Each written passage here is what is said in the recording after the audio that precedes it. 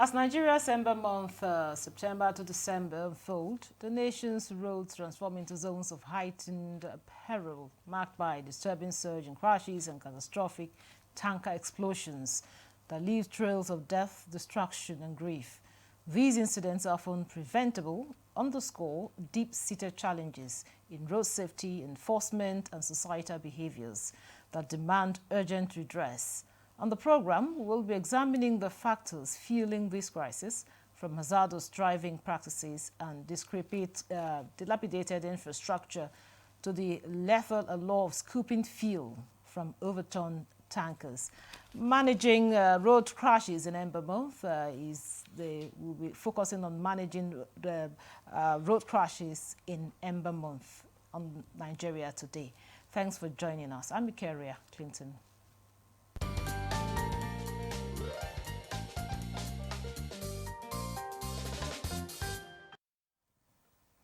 Now with me in the studio for this discussion is Corps Commander Honey Ogundayo, Head National Traffic Radio 107.1 FM FRSC Abuja.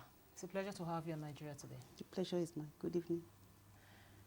And joining us via Zoom is President, National Association of Road Transport Owners, Yusuf Lawal. Thanks for joining us on Nigeria Today.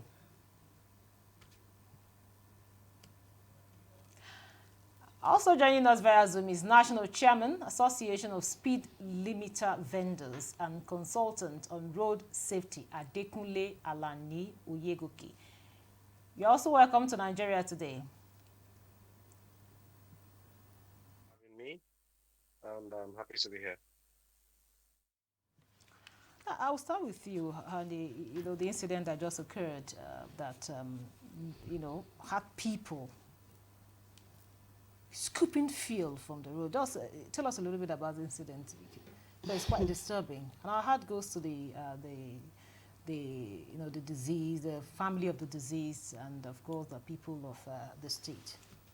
Yes, good evening once again. Let me start by saying, let me commiserate with the people of Niger State on behalf of the Corps Marshal of the Federal Road Safety and even Nigerians at large.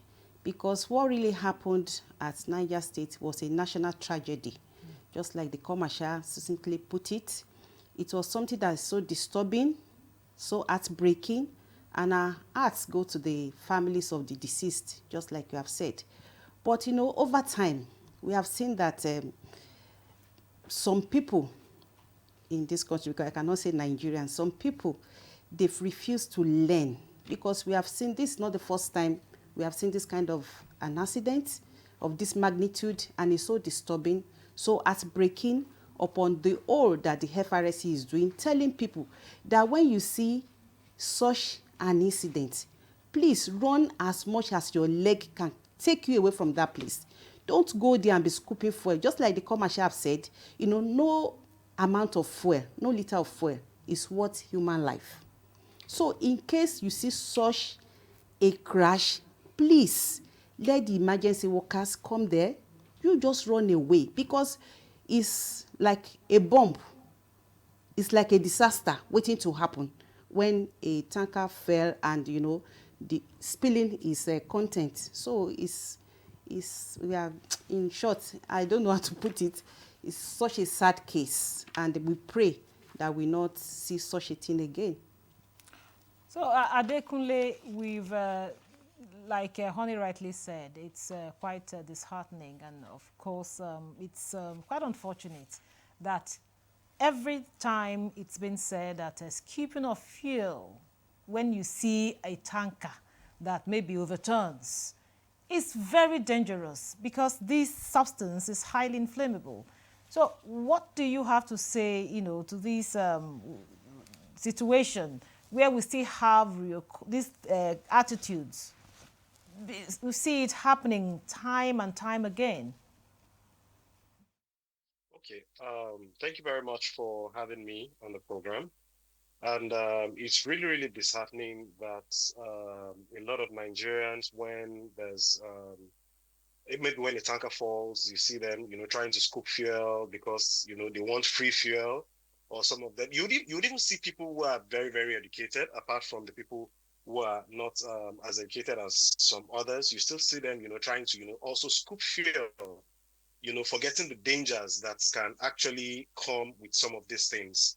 Now, I think the only thing we can keep doing is to keep enlightening and telling people more and more, day by day, that these are the dangers, letting them understand that when you do some of these things and then it explodes, we are losing a lot to the nation, a lot of manpower to the nation, people who could have been, better people, people who could have been maybe future presidents, future honorables, people who could have made a change in the country. We need to let them know that when you do some of these things, you could actually shorten your life, and then the impact you're supposed to make in the society, you will not be able to make those impacts. Apart from the fact that you even leave your loved ones behind. So I think that's just what we can do at the moment with regards to that.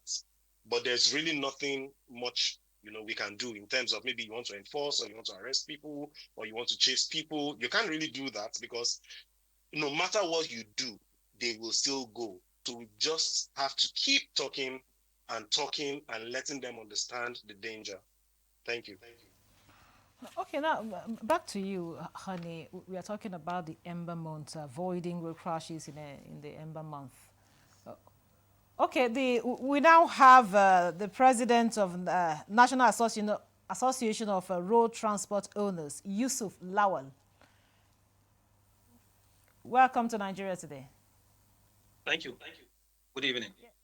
Earlier on, we lost you there. So, talk to us about the situation, about this situation, because oftentimes when these things happen, the drivers, first of all, are blamed for these kinds of crashes. So, can you tell us, talk to us about this? Because oftentimes, like I said earlier, the drivers are being blamed. Well, thank you so much for the opportunity. I want to also commiserate to the government and people of Niger State as well as other Nigerians.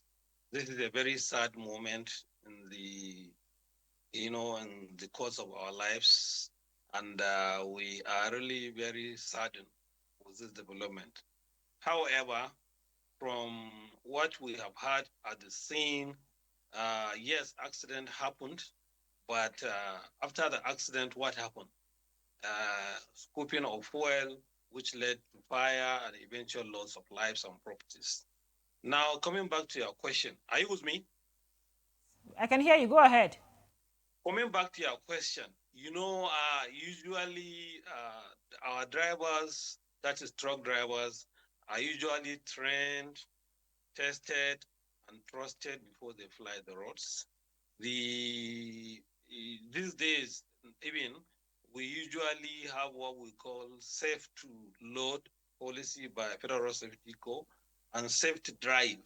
That is to say, a vehicle load before it loads to be inspected, after it loads to be inspected, then fly the roads. Now, that particular area is a red area as far as our operations is concerned.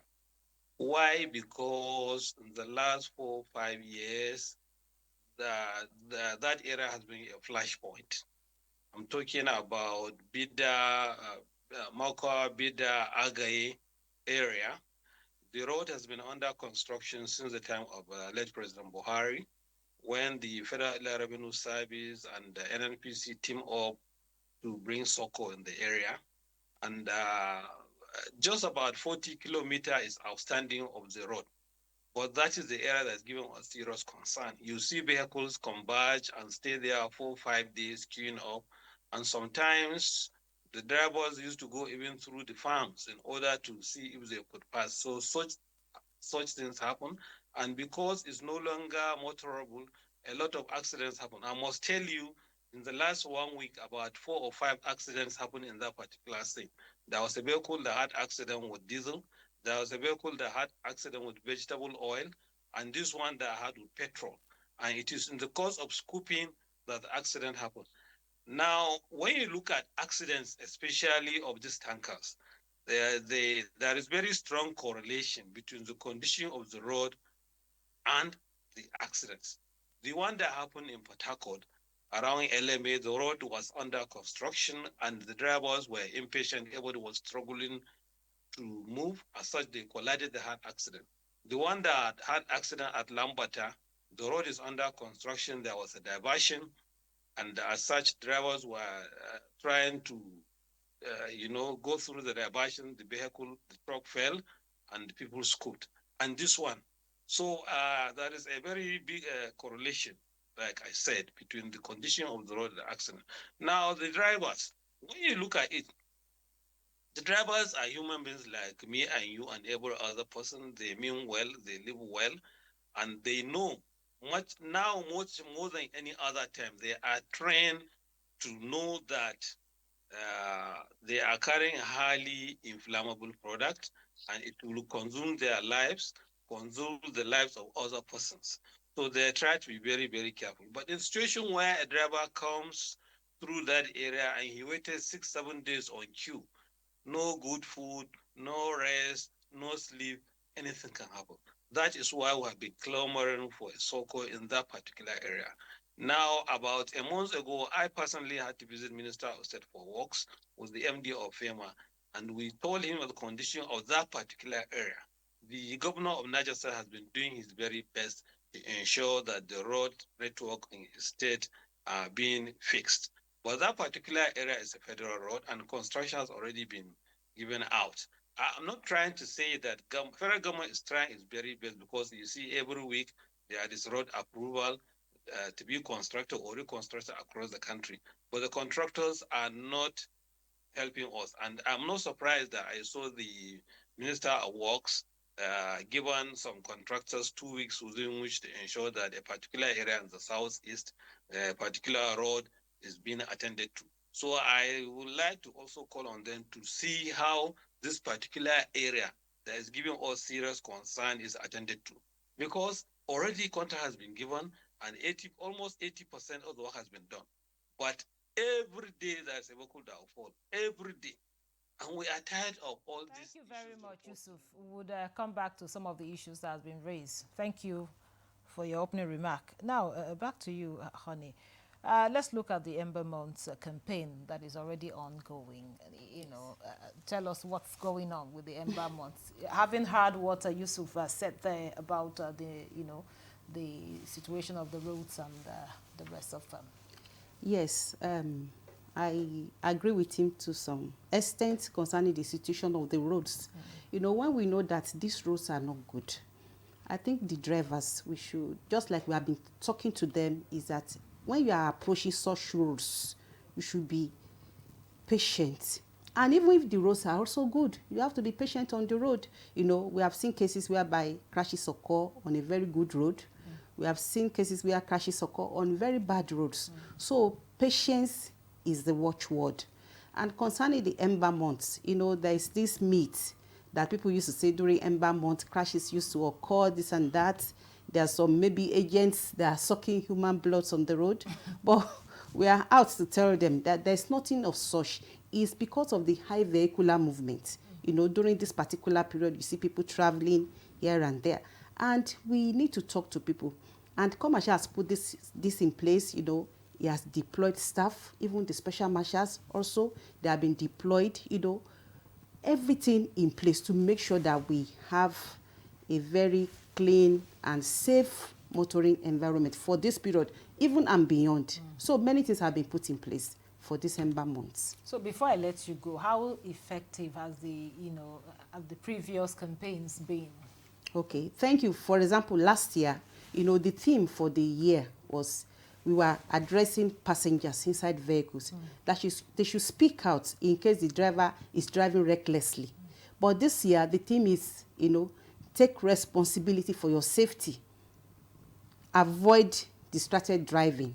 If you decide to take responsibility, I'm also taking responsibility for my safety, because we say road safety is everybody's business. So we all need to take responsibility so that we can do the right thing on the road. Obey the simple rules and regulations guiding the highway. When there is weather change, maybe, okay, it's rainy season. People are saying, the rain is supposed to have gone by now, but rain is still falling. So you cannot be, just driving recklessly, speeding, you know, all those things. Or maybe somebody now, before you drive, you didn't sleep well. Or you've driven for a long time, you don't know that you're supposed to rest. All these things. Or maybe you are distracted when you are driving. Use of phone. Or maybe you are eating, you are playing, you are dancing, you know, all those kind of things. We are advising people, you know, we've been going about, we go to mosque, we go to churches, we go to parks, we go to just like today, we were at Suba Park, you know, telling people, enlightening them on the need to stay alive for this particular period and even beyond. Thank you very much, Honey. We're going to take a short break now. The conversation will continue shortly. Don't go away. The implementation of the ruling is also dependent on another aspect or another arm of government. Nowhere in the world will allow under digital economy for banks not to be dispensing domestic currency in that economy. What will make this one different? We want to know what they do as occupation. All of these are attributes that are questions have been designed to investigate. In a few days to come, you see that we are all around their own crannies and everywhere in Nigeria, telling people to cooperate. Welcome to Nigeria Today.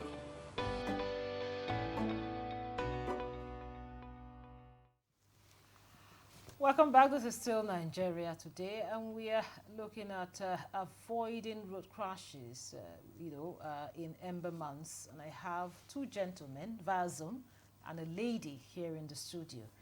Now, Adekunle, we've had, of course, we've had Yusuf talk about, some issues there. And also, Honey has also told us what the road safety is doing, the federal road safety is doing to ensure that these crashes are reduced on our highways, on our roads, of course, you also mentioned we have some challenges, yes, but also we also have to be patient. So to what extent does the human behavior contribute to these crashes on our roads? Okay. Thank you very much. I would like to say that, human behavior contributes a lot. Let me just say most of the crashes you have is mostly contributed by human behavior. And how? Now, I would tell you that a driver who has been driving for probably 4 hours, 5 hours, 6 hours, not taking rest, just like Alhaji Yusuf said earlier on, he's driving for 5 hours, he's driving for 6 hours, not taking rest, and then he feels that, I can stretch it. I don't want to take rest because I want to meet up with time. I don't want to get late, and I don't want to do a whole lot of things. Now, such people, at the end of the day, they end up probably dozing off or sleeping off on the steering, and then, causing crashes. And, crash is something that can be avoided. That's why it's called a crash. It can be avoided. It can always be avoided. You see a driver who is telling you that, probably because there's a bad road somewhere, and maybe within 1 kilometer or 2 kilometers, there's a bad road, and then he sees the good road. He wants to cover up the minutes he has, left behind. And then he's overspeeding and trying to catch up with time. Human factor can never be overemphasized in causes of crashes, because, like I used to tell people, whenever I go out to talk to people, to talk to drivers, or to, try to enlighten them, I used to tell them that this life does not have duplicates. They agree with me, but at the same time, they tell you, but say time no day. Either a passenger is maybe the driver, or passenger is telling the driver, I get time, quick, all those kind of things that naturally shouldn't be are things that you begin to see. And some of these drivers do not even know that it is their right to say, you are hurrying me up, but I'm not going to overspeed because you're in a hurry.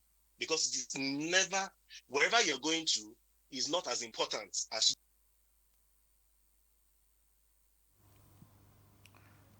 Okay, it's like we've lost our Adekunle there.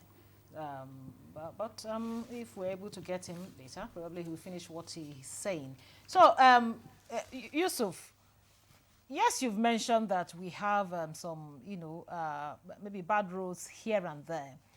But some of these drivers, your drivers, they know that we have these kinds of roads. But again, just like Honey said, patience. Patience. You see them, they don't really have that.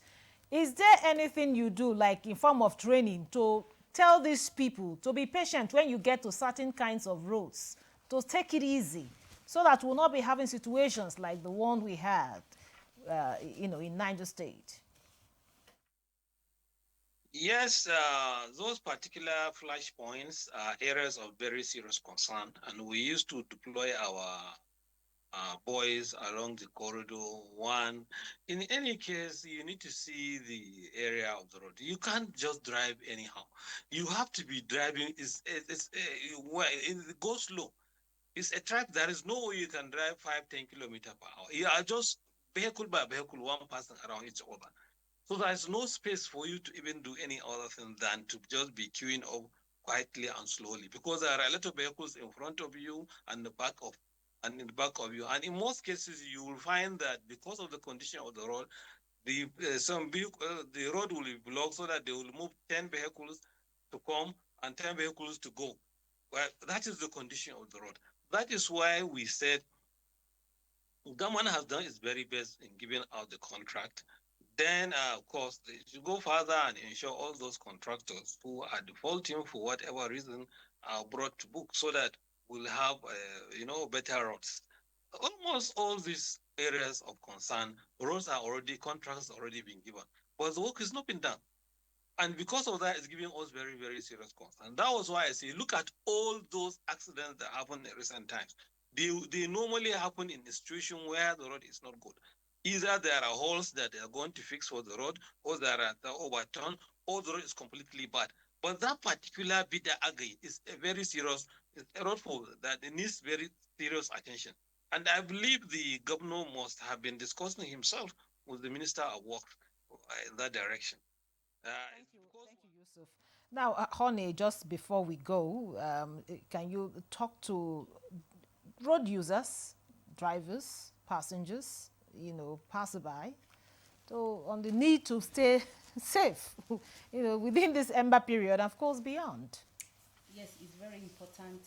Let me quickly talk about those tanker drivers still, because any tanker driver that is carrying maybe fuel, please, there is this mandatory safety valve that they're supposed to have, so that even if the vehicle upturned, it will not spill its content on the road. So it's important they have that. So just like you are saying, as a road user, please, or maybe a passenger inside a vehicle, please make sure that your driver is not driving recklessly. If the driver is driving recklessly, talk to the driver. Talk to the driver, stop the driver before he kills you. Even the drivers too, we don't want anybody to die on the road. So we are appealing to them to listen, to obey all the rules and regulations guiding the highways. If you are a driver, if you are driving, you are not supposed to be making phone calls. You're supposed to have your fire extinguisher, supposed to make sure that your wipers are working, you have your side mirror. Make sure that you don't overload your vehicle, either with goods or humans. We have seen cases whereby even some drivers, they overload their vehicles with goods and animals and human beings together. So all these things, please, they should desist. And in case they see anything on the road, they should dial 122. That's a toll-free number of the FRSC. Thank you very much. We had Honey Ogundayo. He's a corps commander, the head National Traffic Radio, 107.1 FM FRSC Abuja. Thank you so much for coming on the program. And of course, we also had the President, National Association of Road Transport Owners, Yusuf Lawal.